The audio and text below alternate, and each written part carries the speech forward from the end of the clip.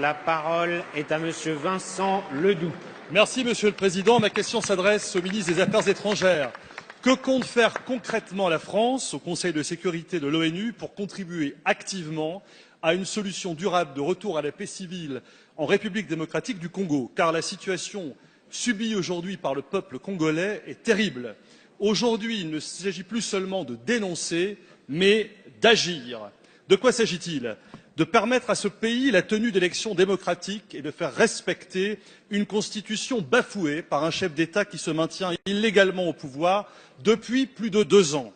De faire advenir un État qui protège son peuple plutôt que de le museler, l'emprisonner ou l'assassiner.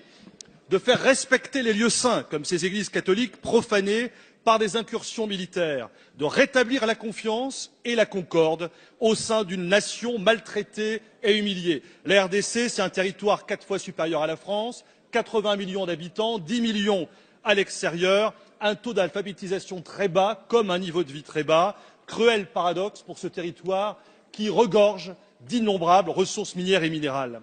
Face à cette maltraitance d'État, la France, avec les Nations unies et l'Union africaine, doivent protéger ce peuple vulnérable et faire raison à ses droits, une gouvernance démocratique, des élections libres, une économie inclusive.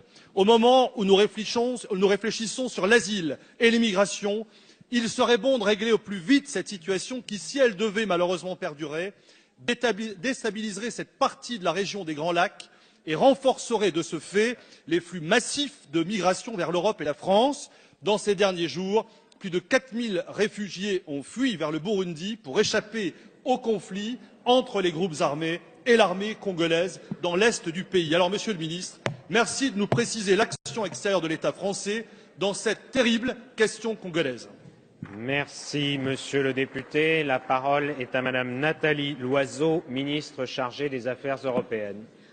Monsieur le Président, Mesdames et Messieurs les députés, Monsieur le député Ledoux, vous avez raison, la situation en République démocratique du Congo est vivement préoccupante.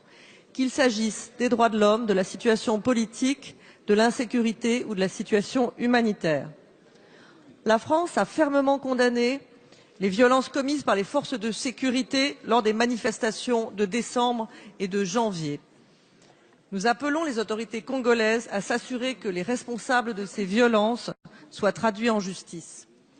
La situation dans les Kasaï recueille particulièrement notre attention.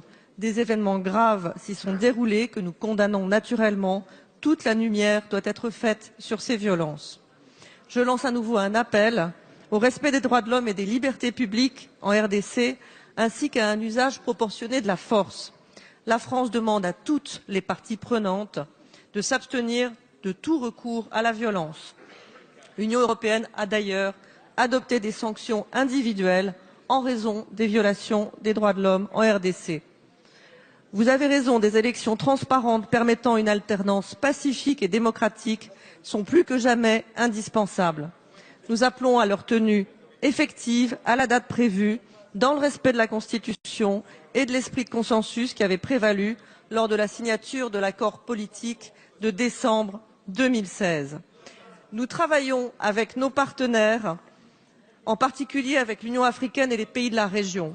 Nous soutenons l'action de la mission des Nations unies en RDC, la MONUSCO, qui paye un lourd tribut pour la protection des populations civiles. La France a par ailleurs augmenté son aide humanitaire à la RDC, qui a atteint l'année dernière 2,4 millions d'euros. Merci, Madame la Ministre.